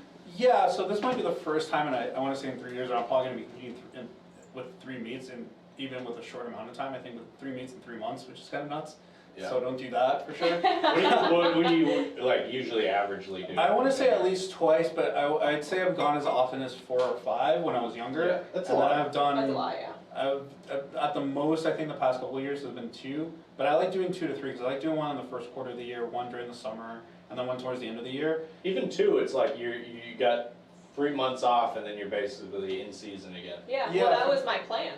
Yeah. That was my Yeah. plan, was to do, I did that November meet, which was my first meet, and then I did April Pro-Am, and then I was gonna do November, but then I think we just ended up not wanting to compete together again. Like, I wanted to handle you so you could total 2,000 and whatever. Yeah. And then I signed up to compete Yeah, I was in low key April. kind of like, let me have this one. Yeah, yeah. Well, I will say that back when I competed more often, like 4 or 5 times a year, it was definitely when I was equipped because, like we were saying, one of the funnest things about equipped lifting is like you have that like snowball chance in hell of like hitting a 50-pound PR. Yeah, So like I like capitalizing on that stuff, especially when I'm feeling good that particular day. And that's one of the things I miss about training conjugate is that like you're almost always ready for meet prep for the most part, so you can kind of just show up and just kind of do it. yeah, And I would definitely say my best advice if you've done less than like a dozen meets is to compete. That's the yeah. only way you're gonna get those meet nerves out. You're Because right. like I want to be as cool and calm as a cucumber as Stan and just be like loosey goosey, but even That's because you know he's gonna hit the weight. yeah, He just knows, dude. I don't know It's how. weird I don't know like when that. the transition happened though, because my first meet I was super nervous and I stood Yeah. the whole day and I killed my legs and I literally only pulled my opener deadlift and it was super hard. yeah. But ever since that meet, every other meet, I've just been like, Yeah. I'm I'm just gonna- here lifting with the boys. I'm gonna compete in November. Just I'll another probably day compete in November at in Brian's. the office. Yeah. And, Well, I'll probably and learn then how go to. from there. I'll probably learn how to knee rep so I can rep both of you, or at least Oh, have one or the he's other. not competing this year. Oh yeah, right. You're November So- 2021. Hey, you Yeah. can rap our Okay, knees. yeah. I'm Yeah. like, Go right He ahead. hates rapping these. He taught me how to rap, so he didn't have to Yeah, anymore. I he's get- really I get good at it, abused that's at the the He thing. is. He's a savage. Yeah. Dude, this day I had to wrap like 6 different people's knees. Yeah, I know, And I'm that's like, what, all right, there's 8 of us here, and I'm wrapping everybody's knees. What the fuck? Dude, didn't you come in like the next day and we had to like no, it wasn't the next day. It was the next week. You're like, dude, I still have like tendonitis. Oh yeah, that's right. I was Yeah. there. And we too. had to wrap knees again. You're like, Yeah, 'cause it Blake, was you wrapped Bree. knees I had to today. do that. Yeah. Yeah, it was Yeah. Bree, Cheyenne, Jeff, Steve, It was a fucking Alec. army. Yeah, I remember because everybody was going heavy on squats that Yeah. day. And like literally, I saw you the next week, and you're like, dude, I still can't close my hands all the way. Like Yeah. they're jacked up like this. Yeah. So you're doing curls like the whole day. Cause we were in meet prep, dude. Yeah. We were fucking ready to compete. Like, we were getting there. There was another day where I was deadlifting, and Liam came and someone else came, and I had to wrap like 2 or 3 pairs of knees, Yeah. and then I missed a deadlift because of my grip, Oh, and that I was sucks. like, Never again. amazing. Which, by the way, I need Liam to come train with us at Dorka. Like we have to squat together. Yeah. I know. Yeah. I actually asked him to come on the podcast tonight, and he was bummed. He was like, oh, he's going to, I'm sure we said maybe the Cape or something for the 4th. For the 4th. Yeah, Yeah. we- I don't know. Anyways, I tried to get him to come on. I was going to surprise you. Oh yeah, that'd It be didn't work out, hilarious. though. No, because it's just like messing with him because he's so quiet like Yeah. most of the time, and I'm just like, Yeah. I want to out squat you. You guys will get along though, because he's like, He's just like a weirdo. Oh yeah, no, And you guys are into the same music. He is a weirdo, dude. and like What does that make me? it'll sneak up on you too. Yeah, Also a weirdo, bro. He'll say something really dark Everyone and else in fucked the up, group and you're like, Yeah. Yeah. what? Like I like hadn't hung around him much, and then when I started going to Hard Knocks, he would be there, and he was just super quiet, and then all of a sudden he'd say something, and you're like, huh? Wait, what? Was Dude. that supposed to be funny? I think that was funny. I can't tell. You Was that will funny? love lifting with him though, because like, he's one of the most intense people I've ever seen. Yeah. When he's lifting. Like he definitely is like, got some fucked up shit in his mind, and I can tell. Oh yeah, for sure. Like when he takes a heavy squat, I'm like, this dude's invincible right now. Yeah, Like, he's battling his demons in hell right Yeah, now. he's psycho. It's funny. Yeah. You gotta go to a dark place. Yeah. You just gotta. I agree. Dude, I'm not even pulling that much weight, and I'm still going to dark places. I think Yeah. I think it has more to do with like where you're at in life and stuff like that too. Because I used to be like a very angry, Oh yeah, like, dude. intensely Yeah. dark person. Like That's why I listen to hardcore, bro. Yeah, like I went into those dark places a lot when I was younger. I Yeah. just think that it just gets so mentally exhausting that like I'm just like spent. Like just Yeah. mentally just exhausted if I try to keep that up all the time. So Yeah. it's one of those things where like use it when you need it, but don't abuse it, because if you keep going to those dark places all the time to kind of get yourself amped up Yeah. or hyped up for a lift, like I just feel like all that adrenaline just like runs out really fast. Oh yeah, for sure. Yeah. That's the other thing too. Oh yeah. Yeah. So what always happens to me during training on Mondays is like, if we're doing a max effort, which honestly I'm not even gonna say is usually, because for me it's like Sometimes. some Mondays are max effort. I'll always have like my second to last lift will be slow and look like dog shit, Mhm. and then my last lift will be like, amazing and super easy. And it's because I'm like saving that, like 'cause Yeah. I know I only have so much. So I save it for the last one. I'll hit like a really slow, shitty squat, and then we'll go up like 50, 75 pounds and I smash it. Just because I like got crazy. You know what I hear mean? it. I do something similar to that. It's like you kind of rise to the occasion of it, or like you only lift as much as what's on the bar. Yeah. And then sometimes when you know that it's something that you're really gunning for, that's when you really unload. Yeah. So there's like pros and cons to that too, because I feel like that messes up with the speed of the bar way too. Like I'm already like a naturally kind of on the slow side when it comes to lifting. Yeah. So I feel like when I kind of grind my second to last attempt on something for that day and try to go for it on the last one, Yeah. they probably are the same speed, but probably the last one's faster only because the weight's heavier. But I just feel like that doesn't do well in terms of like the bar speed overall. Like I feel like I've become slower over the years instead of faster because of having that mentality. But you do speed work, so I'm sure that probably kind of corrects itself. Well, enough times where you don't lose Yeah. you know. The thing is, I usually don't take like a hard single. You know what I mean? Or not really truly hard. Like nothing truly maximal. I just forgot where I was going with that. Where you were just saying that you don't like when you go second to last heavy single or like a heavy. Is it always just single work where you? Oh, I do that? never go to those really heavy ones. Yeah. Like what you're talking about, where one might be like actually like hard in training, just because I know I can grind and I really don't want to do it.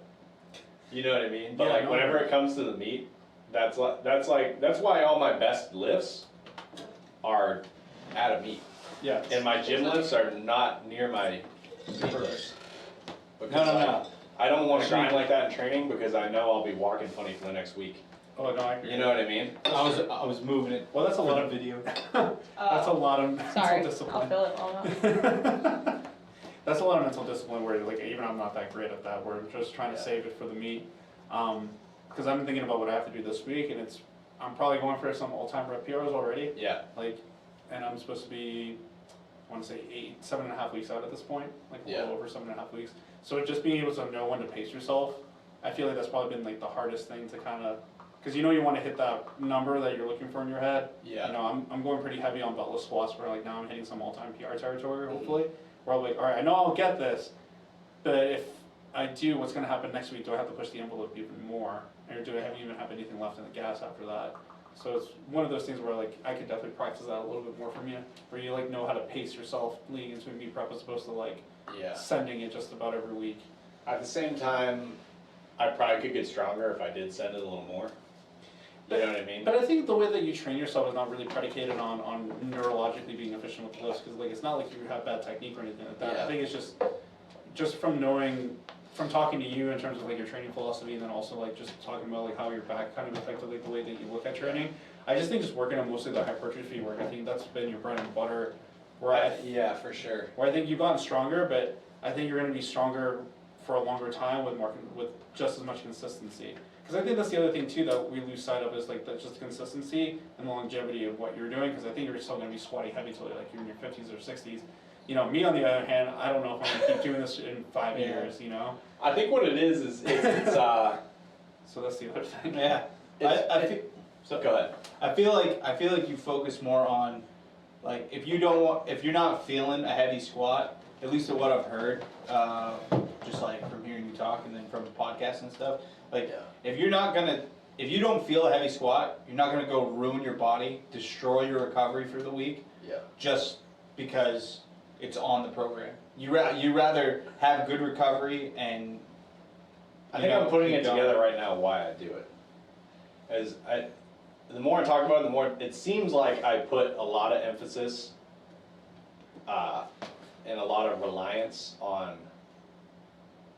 the mental side of things to make big lifts rather than the physical side of things. Like, I'd rather save myself physically and build myself mentally by like building that positive momentum of like, I've been smashing weights for a year, haven't missed, never even came close to missing, and then I show up on meet day and it's like, what's missing? You know what I mean? Like, I don't miss weights. You know what I mean? Yeah, like I when totally I'm get that. at the meet, I've never once thought about like, I might not get this. I'm like, I'm the fucking king, dude. Like, I'm gonna fucking smash this. You know what I mean? Yeah. I think it helps. I think it's less of a smart decision training fatigue wise, and it's more a smart decision for me because of the type of lifter I am, I think. Like, because It's like a mental game. I can get so much extra poundage out of like emotional arousal and confidence that like, I didn't really realize it, but I've always trained to build positive momentum. You know what I mean? Like positive mental momentum. So how much of a difference do you think you get? Like what? Maybe this is the wrong way to phrase it, but like, what do you think is the carryover from like training to meet day when it comes to like having that positive momentum? Like, do you think you can lift like 10% more than what you normally would because you know that it's there? Dude, You literally, for I sure. feel like at the meet though, Dude, like a lot of explain the like times, what happens at the meet. It's almost just like weird, like. I feel like a lot of times but I feel like what has happened when you go to a meet is you still keep that same mentality though of like, I don't know what fucking missing weights is, and so the weight moves faster, so you still don't know what your full potential is. Like even at your last meet, you pulled 700 like it was fucking nothing. Yeah, that was pretty easy. You Dude, know? I hadn't done a deadlift off the floor sumo in full gear since a year prior, and it was 600. Yeah, so it's like That blows my mind because I don't know how you measure progress without having to. That's the thing is, I think I just build enough up here. Obviously, I'm training hard, like my body. Well, yeah, But that goes without saying. I think I build enough positive momentum that I'm not thinking about like, this is 100 pounds difference. I'm just like, yeah, like I'll just put like whatever's on the bar, I'm gonna lift it. Yeah, no, that to me that's like, I feel like that's the key to unlocking being a great lifter. Because like if I did the same thing, I'd be mapping out every single weight, every single workout session, Yeah. trying to build the right amount of volume and the right amount of intensity throughout the whole year to go to make that 100 pounds. But you know that involves a lot of practice with the competition lift, and you're just like focusing on muscular weaknesses and focusing on different parts of your lockout or the range of motion. Where like you can go without a whole year without doing the competition lift the exact way and still make that 100-pound gain. Like to me, that's mystifying. Like I never learned how to do that. well, see, and that's what I say is like so weird I with think- conjugate because I feel that same exact way too. Ever since I've been training conjugate, I really feel like I'm not really sure where I am, and I think that psychs me out a little bit sometimes because I definitely am not as mentally strong as you are in terms of like weightlifting essentially. But I totally get what you're saying because there's times where I'm like, all right, I've done squats against chains, I've done squats against bands, I've done squats to a box, I've done squats with different bars. What about a straight bar free squat in full gear? Like, haven't done that in a long ass time. Everything else is going up, but I haven't done that in a long ass time. How do I know that that's going up? And you know what I mean? Yeah, because even when I did multiply, you know, I still had like some linear progressions within the max effort stuff too. So it'd be like this. I shouldn't say conjugate because you know, even though I had like max effort days and speed days, like my max effort days were planned out. So I know that if I hit these bare minimums, that I'd be happy with it instead of having to go full balls to wall. So it was like this quasi block sequence with the main lift. That as long as I hit this certain threshold, I'd be content with where I had for the day. Yeah. But I'd still be measuring it in a linear fashion. Whereas like when you guys are doing just specialty exercises and pushing those a lot of the time and never really doing the main movement, that's where I always got lost with conjugate myself, where like I don't know how to measure the lifts. And I think that's one of the biggest, I don't want to say criticism or critiques of people that look at conjugate, but I think that's the one thing that people don't understand about it, where it's like, how can you do something completely different from what you're supposed to be competing in and still make progress? Yeah. That's the one thing where like, even to this day, like, I know people do it, I know people have done it, and I trust that system for them, but for me personally, I've just never, it was always mystifying to me how to be able to do that. I think training methodologies cater more to different mental states. approaches rather than different physical constraints. I would agree with that. You know what I'm saying? 100%, Yeah. yeah, Like, for sure. I think physically, block or linear periodization would probably work just fine for me, but where it would sabotage me is mentally, where it's opposite for you. And then, I don't know, for you, I don't know. You know what I mean? But like, for me, doing the same movement every week, I would just like, if that happened to me, say 1 week you're squatting 500 for 3 sets of 3, and say the next week you're squatting some weight that's near 500 and all of a sudden it feels kind of heavy because you just feel shitty that week. I feel like that would psych me out, being like, wow, this felt good last week and it feels like shit this week. Yeah. But I never get psyched out because I'm always just doing Because it's so variations that are different, and I just go until it's hard and the bar speed looks good and I feel good. I just felt like I smashed a heavy weight, I feel good about it. And like, I don't really care what variation or what it weighed necessarily, but I'm like, that felt heavy and I pulled it like a savage. You know what I mean? Like, I hear that. and then I just feel good about it, and there's no reference point to it. I'm just like, that was just high effort. I'm capable of high effort. I don't miss. I always make the weights I want to make. So like on meet day, like, you know, when you have a year in between, then how do you pick your selection? It's like literally going by what it feels like in the warm-up room that day, or like how would you know to go? So what I from, did like, last time was I picked my opener based off of my second attempt. I wanted to be a 5-pound PR on each lift. So I picked my opener within reason of being able to take that second attempt. So like, I wanted to do 7, well my squat actually, I just YOLO'd it. Because my second attempt was a 50-pound PR.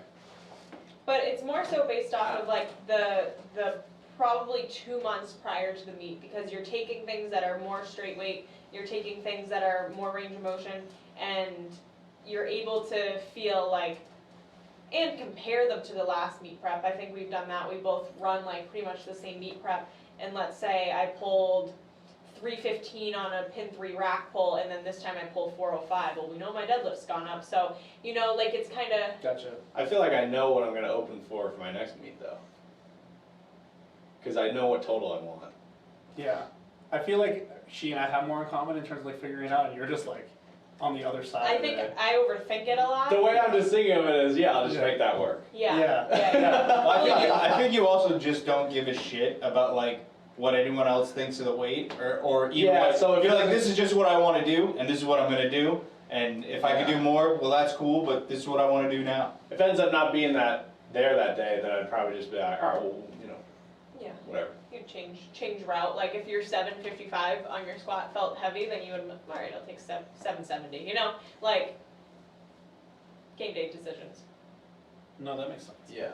I think I'd probably be similar to him, where like you had that meet where it started out really bad and you're like, you know what, I'm just gonna call it a day. Yeah. I think if I went to my next meet and say my plan was to open with 775, and I went to squat that, and for some reason it was shitty, which is not gonna be, but if it was, then I would probably just be like, yeah, today's not my day. I'm gonna save my body, Yeah. and I'm just gonna sign up for the next meet. I'll be ready for the next one. Yeah. I don't know. Yeah. I don't think I would just like adjust and be like, I'll take what I can get today. Yeah, because like you said, it's like it's wasting bullets in the chamber, honestly. at Yeah, that you point. only have so many of those that you're gonna be able to do. Yeah, You know what I mean? So, no, that makes sense. Yeah, no, that's okay. I can kind of wrap my head around what you were saying. does that about, make like, sense? Yeah, in terms of like picking like the 5 pound PR as like a second attempt as well too. Like that would be a really good indicator lift regardless. And I feel like that's kind of generally how I go about it. And then if you make your second, it's a win-win. If that's felt shitty, You got PR. you still got a PR, but you're done. If Yeah. it felt pretty good, you know you can swing for the fences. Yeah. Yeah, and that's generally the strategy that we have for me between my coach and myself. Which usually Yeah. the second attempt is usually a 5-10 pound PR. Yeah. Within a variance and stuff like that. Because I know that like even a 5 pound total PR is a huge thing that after a while. Yeah. When you're doing it for 10 years in, whatever, it's really hard to keep putting hundreds of pounds in your total. Yeah. So yeah, no, that does make sense. It's just weird how like we both end up at the same place, but how we got there is very, very, Yeah. very different. Yeah. Very, very different. Because like if I did like rack pulls with pin 3, pin 2, pin 1, Yeah. I'd already start thinking, alright, well if I can do it from pin 3, then I should do it from pin 2. And if I can do it from pin 2. 1, then I should probably be able to do it from the floor, and that's how I'll do it. And I'll overthink, and you're just like, no, that felt good, man. Good enough for me. Yeah. Let's Yeah. move on. Yeah. And it doesn't relate because my best pull off even pin 3, which is the highest pin, is I think it might be 635 or 650, something in there, but my best deadlift at a meet 700. Well, rack pulls are fucking hard. My best Yeah. rack pull is Yeah. like 415, and my best pull off 4-inch blocks is 500. Like those, it's just hard to compare. Yeah. Like But you also do variations like rack, that. but both of you guys actually do rack pulls, right? You don't like quasi squat it up. I mean, get like Get your knees under the bar. and everything like that. Yeah. And when you actually do a proper rack pull or a proper block pull, like it should be harder than pulling from the floor. Yeah. Yeah. Just because the bar is always in front of you. Yeah. So that Oh that man, to me I makes miss sense. training so much. Yeah. No, Rick, open up. Yeah, which by the way, so what is the plan for July 6th? Like, are you guys gonna just treat it like a typical Monday back and do max effort work, or So, what? so. Well, I know, not you. I already know that He's like, unless I go to Connecticut, then I might just Yeah, squat heavy exactly. weights. So okay, let me start by saying, in like the middle of quarantine, Stan was like, I have this elaborate plan for when we go back. We're gonna do box squats for speed work, and That we're sounds gonna wicked. start off with just 2 plates in a band, and then the next week 3 plates in a band, and then maybe go 4. We're gonna go really slow and whatever. Got the whole year. Goes down to Connecticut like 2 weeks later and takes a fucking full gear squat. Dude, I got bullied. And To be fair, You got bullied? to be fair, it was only 70%. Come on, Okay. man. So it was like not 2 plates with a band to a box. it was a light lift though. But anyway, But yeah. so we've gone up to Concord, New Hampshire to Brian's gym Yeah. to train a few times, and everything for me has felt really good. His stuff felt pretty good. Like all of our training partners, we actually have some training partners that are still training there for like speed days. You know what's crazy? Everybody got in gear.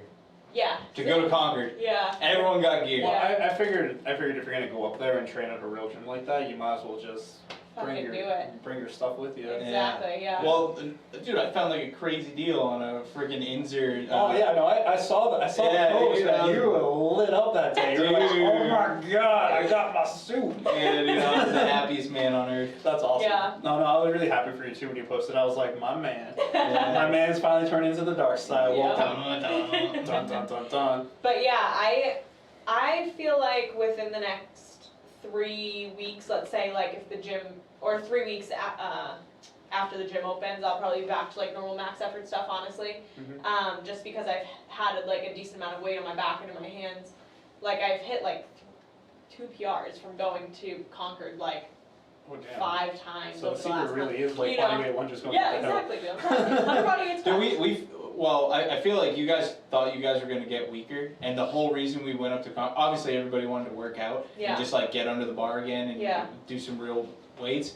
But I feel like Stan maybe felt, at least when I saw him, I felt like I could see it in his face. He's like, I think I'm getting weaker. Yeah. I think I'm getting a little weight. Yeah. I Dude, think it I'm was getting a long ass soft. time. Like in the beginning of quarantine, the first 8 weeks, we were like, dude, we're coming out of this and we're gonna be strong. And then quarantine. After ended like up, 2 months, we were like, quarantine ended up lasting. I think this is week like 15 or something. You Yeah. know, we're still not back in the gym. So it's like after that first stretch, we were definitely like, damn, dude, like, I don't know, how much of this can we really hold on to, and like, Well, you to be know. fair, all of y'all look pretty good. So. Yeah, and, Oh, thank you, thank you. well, thank you. But our strength is still there, which is great. But so with that said, I feel like I'll be back to like normal max effort stuff within like 3 weeks. But he'll probably take a little bit longer, or who knows? He probably. Yeah, well, I'm totally capable of taking one. Yeah. It's probably not a good idea. Yeah. Yeah. You know what I mean? I do plan on competing in November, so I would like to like get back into a normal routine before I That's start gonna my. be so sweet though.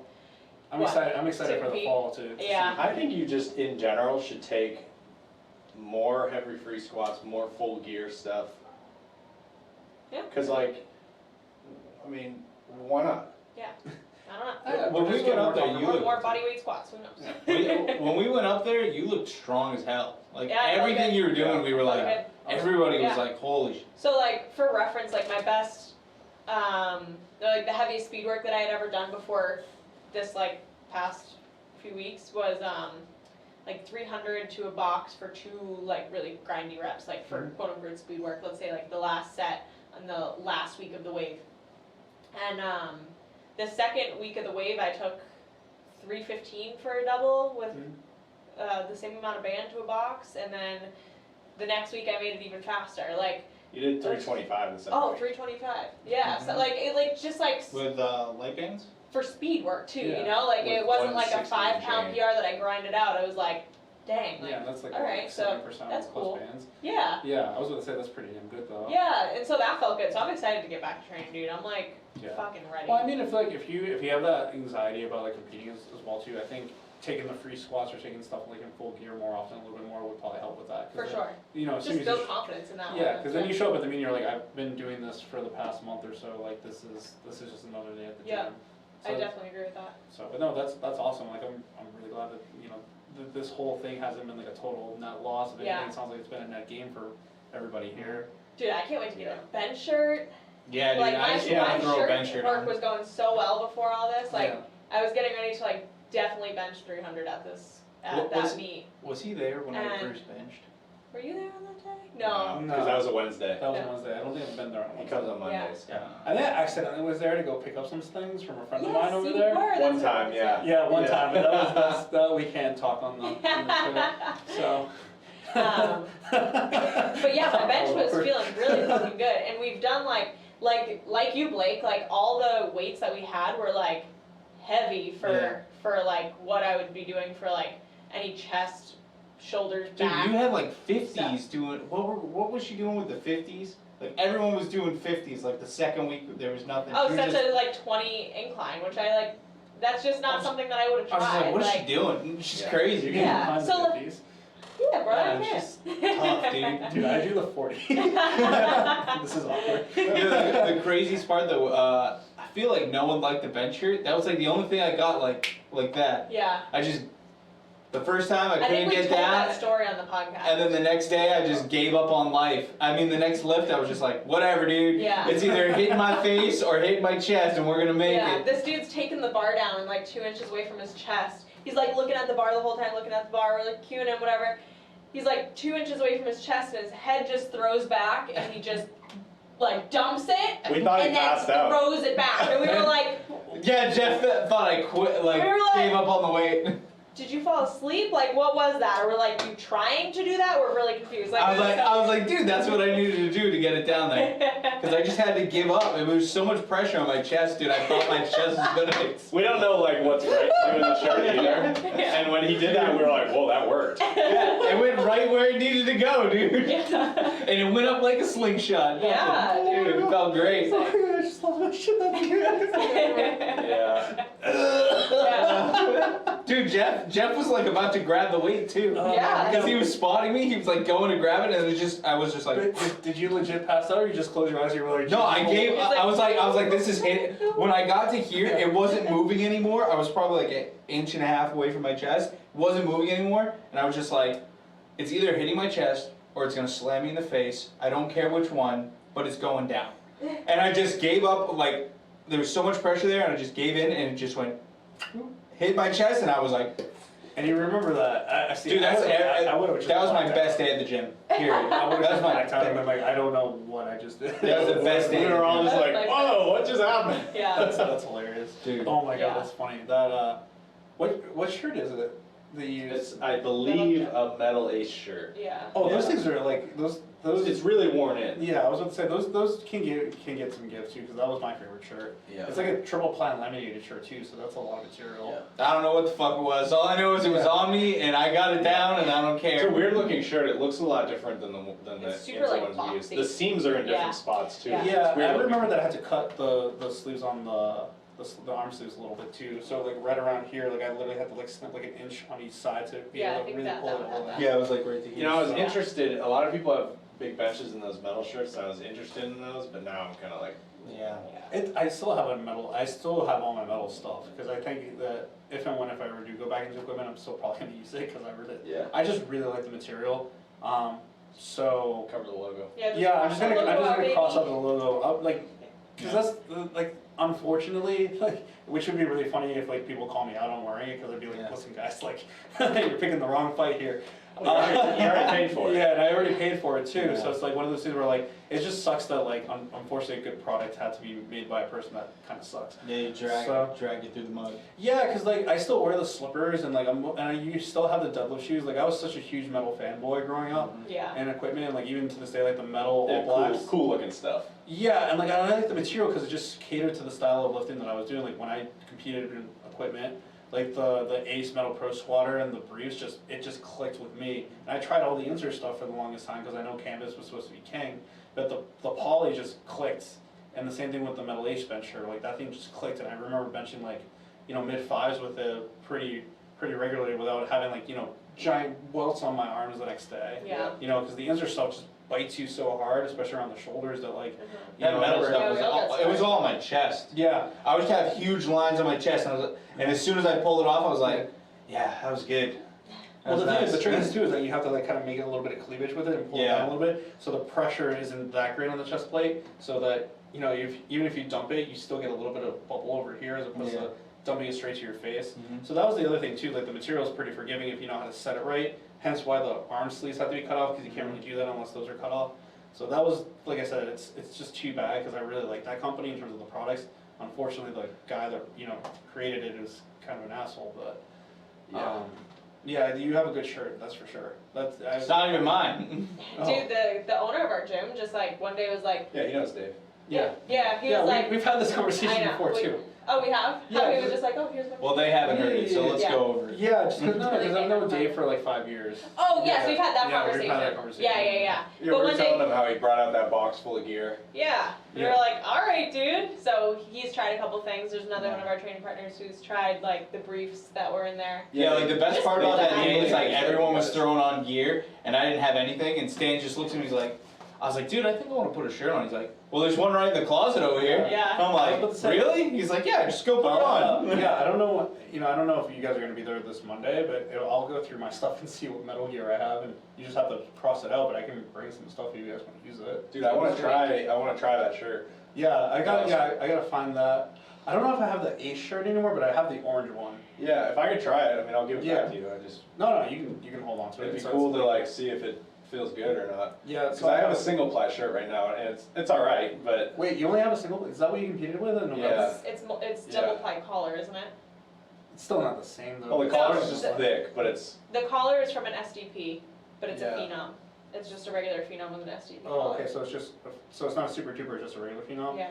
Yeah. Let me see. Well, yeah. If the orange one fits you, it's all yours. it'd be cool to have a bigger bench, you know. Yeah. I've heard that's yeah. cool. Yeah, I mean, I have some briefs too. If you want to use them, that are pretty broken in two. If you want to use those too. Dude, if Yeah, I I just got a pair. if I had more than a 500-pound bench, I could do a big total pretty easily. Yeah, because you're not a bad bencher either. Like I've seen you bench too, so it's like I just think it's literally like if you were just using a regular phenom and not like a super duper, that you're really shortchanging yourself like 50 to 100 I had a super duper at the start of meat prep, and then about 9-10 weeks out, the guy who was letting me, he said I could have it forever, but then all of a sudden he needed it back. So Yeah. then I was like, oh, I guess I need to find a shirt for the fucking meat. I still can't believe that happened. And then I ended up in this single ply shirt, and it was alright. I mean, Yeah.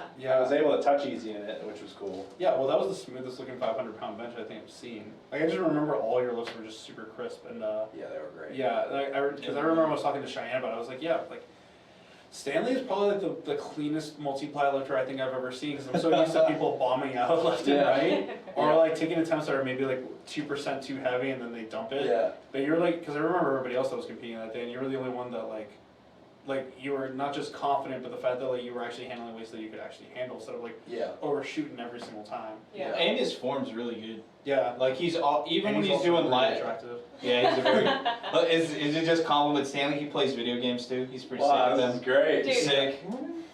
So I feel like this whole episode has just been like us hyping ourselves up, which I'm fine Woo! with, but like. there's nothing wrong. Well, first of all, I missed all of you, and then I like know. at the same time, like it's just good just to talk about training for once instead of like all the. Yeah.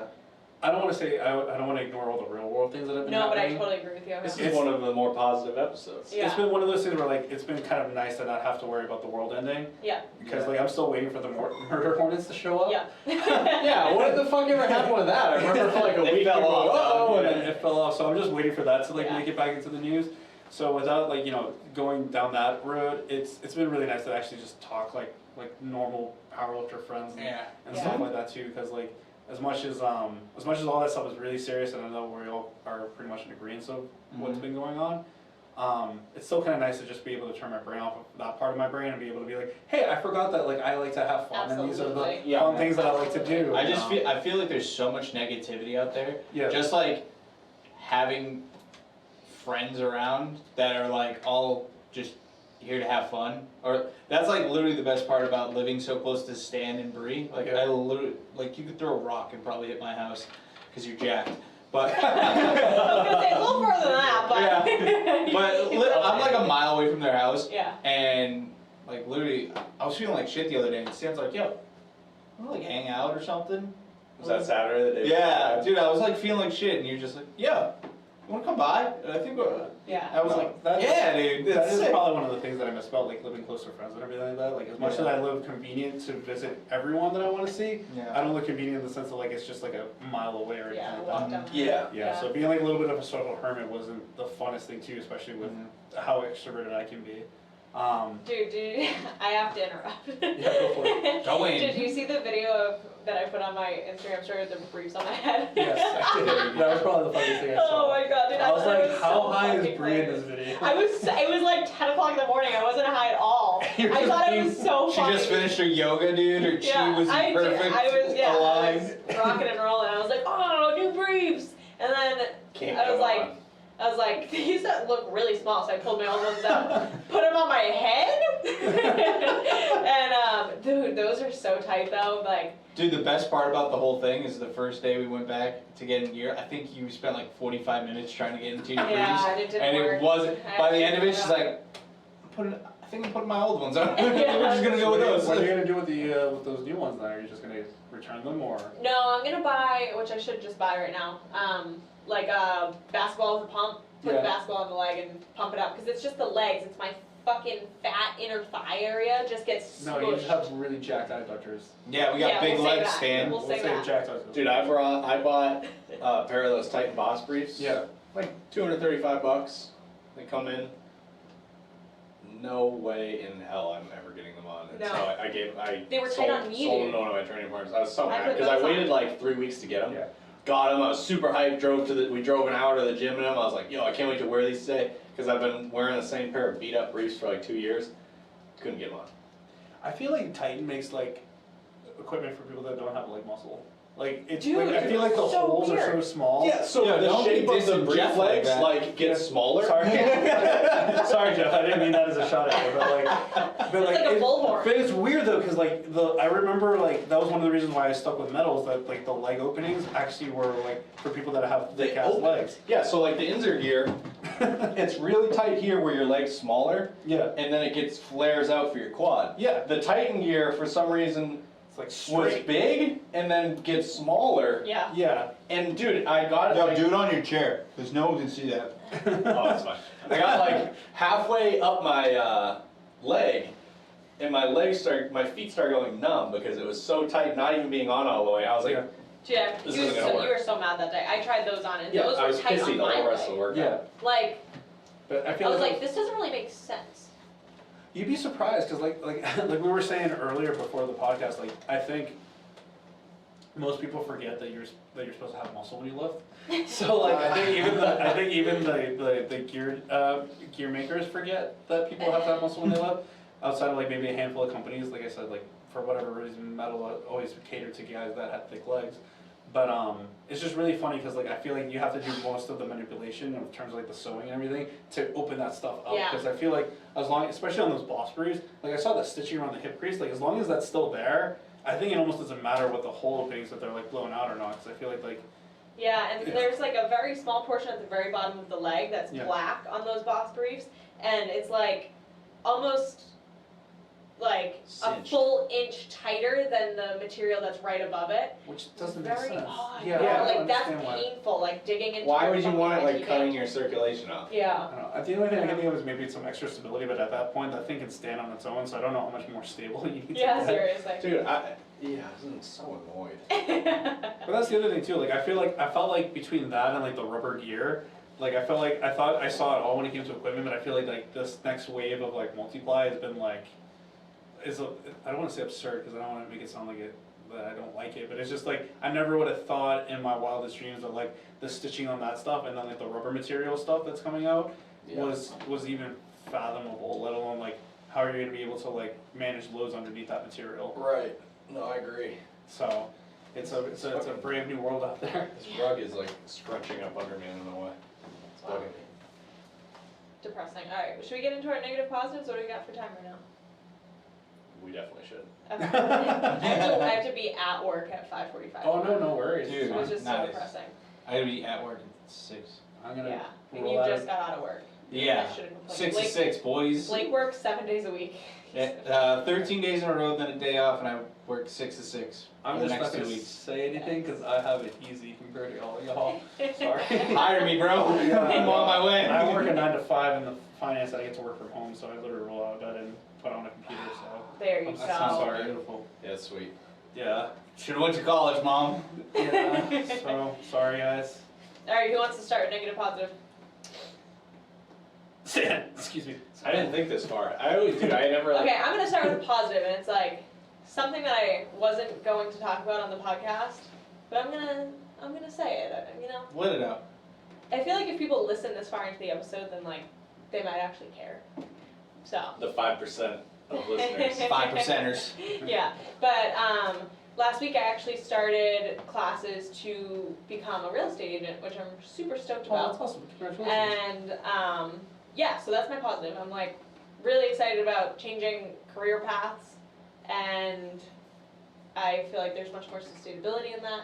I'm super excited about it, and like the classes have been really interesting, and it's like cool to learn something new. Like I have no fucking clue about like coming in very fresh to it, and it's been a while since I've been like had to like take notes on something or like make flashcards, and it's like just fucking cool to like continue learning. Nerd. That's my that's That's my positive. No, that's awesome. My brother has been actually on that track too. 'Cause Oh really? Yeah, so he played, so instead of going to college, he played soccer, Mhm. like overseas and whatnot, and then when he came back, his first thing was to go into real estate, he had his license and everything like that, so, and he wasn't like he never like had like a huge interest with stuff outside of sports, so that was like the one thing where he like just sucked everything up, Yeah. and he's like super passionate about it, so I'm really excited if you have like a similar, experience too, because Yeah. that stuff can get pretty fun and you can really get sucked into it. Yeah, I'm really excited to like be able to work and have the amount of work that I'm putting in be equivalent to like the amount of success or the amount of pay or whatever it may be. Like I have really good work ethic, and so I'm trying like I feel like I don't know yet, and I may be wrong about this, but if I can work at something really hard and have a successful outcome, then that in itself is really gratifying for me. So Oh yeah, no, I'm that's excited awesome. to take this Well, I hope to change route. I hope it becomes a meritocracy for you. I feel like Thanks. I wasn't that surprised when you told me you were going to do that because I remember she used to like, we'd drive by like open houses and she'd be like, oh, we should go. Going to open houses is so fun. And I was like, how the fuck is that fun? Who gives a shit? Like, why? Dude, looking at nice houses. That's is like fun, something dude. that like, I don't know, I guess that makes sense now. Yeah. You're into houses, I don't know. Yeah. That's I mean, like, houses Houses are are sick, passionate dude. about. Hey, when I buy my first multifamily, I'll give you a call, bro. Alright. For sure. You up, Stan? gym's opening supposedly Yeah. on the 6th. Honestly, if it doesn't, We're breaking in. god damn, I Fuck mean, what you, the Dave. fuck? We're breaking Yeah. in. Get a crossbar. Dude, like, what the fuck, man? We're going to Carlos's house. Oh, yeah. Or Pedro's Oh, house. yeah, you know, that's, yeah, Or that's, Brandon's you know, house. that's what I'll say is my positive. So I'm actually gonna have my own home gym. Yeah, That's And, awesome. Like, so I get myself like a combo rack from Texas Strength Systems. I'm still waiting for Rogue to get like kilo plates out, just because that's been my thing is to get those. I got myself a duffel bar, a safety bar's on the way. I already have a deadlift bar. I have two Ohio. Dang! I already have two Ohio power bars that I'm using at the Nice. undisclosed location I've been training at. Yep. And so like when everything comes together, I think if there's one thing that I've learned from this quarantine, as much as I love community, and I know that this is gonna be very contradictory to what we were just talking about on this podcast, I think self-reliance has been like the number one biggest thing that I've learned from this whole thing. As much as I love the support from my friends and family, I think there's a lot to be said to be able to, if and when this happens again, because like I said, who knows if there's a second wave or not in the fall, I wanna be able to feel secure where none of us have to ever feel like, what are we going to do? You know, that feeling of like relying on other people in terms of like using their gyms, whether it's legal or illegal, that worst case scenario, if I have my own place, like I said, it's like, obviously you guys are all invited to it and all that, but I think there's a lot to be said to be able to handle or be prepared for anything like this. Yeah. You know, because I think it's important to be able to be more independent in that regard. Yep. Where like, you know, before I probably would have lost my mind. Thank goodness that like we've all been able to train on our terms to a certain degree. Yeah. But at the same time, like I don't ever want us to have to deal with this ever again. So I'm getting this stuff as like insurance. And also like if and when, you know, I call you up for real estate advice to finally find a house with a garage in it, like I'll have a home gym already set up. But like I think for whenever this ever happens again, I'm telling you guys that I'm making you guys come to my gym. Dude, Sick. we're in. On the way. That's Yeah, awesome. For sure. That's Yeah. awesome. It's just you. One day, hopefully, we'll my- buy a house that yeah. has a gym that we can make into a. I know. God, I wish we had We the watch, space like, to all, put some like- stuff. We watch HGTV just constantly, and we're always like, today they put a fucking lift in the garage. Why the fuck would you do that? Why wouldn't you put a monolift? I'm like, monolift, dumbass. You should be at Gym Money Gains at me, bro. Well, my positive is super cheesy, but legit just like having my friends do this whole thing, like this whole quarantine. Yeah, Like, I think I met everybody at the perfect time. yeah. Like, Yeah, it was, honestly. dude, it could have been better timing. Like, we trained for 6 months, and then this shit happened, then we trained at your house. We all became, like, good friends. Like, me and Stan were, like, friends from high school. Like, Yeah. we knew each other from high school, but, like, dude, I don't know. I don't know what I'd be doing if I didn't have, like, all you guys, like, just to chill with and fucking work out, keep Yeah. me motivated, and, Yeah, it's Keeps been you sick. sane. Sick. Keeps you fucking sane. and then, yeah, negative people. Sick of that shit. I'm done with it. Yeah, fucking racism. Fucking done with that shit. Fucking That's all I'll racist say. bitches. That made me Yeah. so happy to hear I'm that. so done with this shit. Yeah. Alright, Stan, what's your positive? I already did. You already got It's it. open. Oh, He what's your dropped it negative? in. Yeah, he's What's your he's negative? fucking racist. Slid it on the DL. Slid in on the D. Yeah, you're L. Yeah. We're good. Lit. Alright, well, this was our first YouTube episode. Hopefully it makes it to YouTube. Yeah, hopefully the And, camera didn't break. Are you still recording? Well, yeah. Oh, yeah, I Yo, know, Bree, I also- Bree, all I gotta tell you. know, dude. What's that thing they do on Hot Ones? They go, camera right here, camera right here, camera right here, and then they like make Plug a- it in. Check Yeah, out you Carlos say- on Instagram. Yeah, exactly. Oh yeah, we should Plug probably yourself. do. Yeah, I was going to say we should probably do that. Yeah, plug Yeah. So plug it. my Instagram handle is the Winter Wolves. So you can slide into my DMs over there if you have any questions. Don't be a stranger. You know what you're saying. If you know what I'm saying, I'll leave that to the That's for individuals to decide Yeah. on what that meant. You don't need to know my DM. You don't want to know it. Our podcast Instagram. You gotta look at the camera. You can be like, Trainer Stan, Everybody Sucks podcast. Yeah.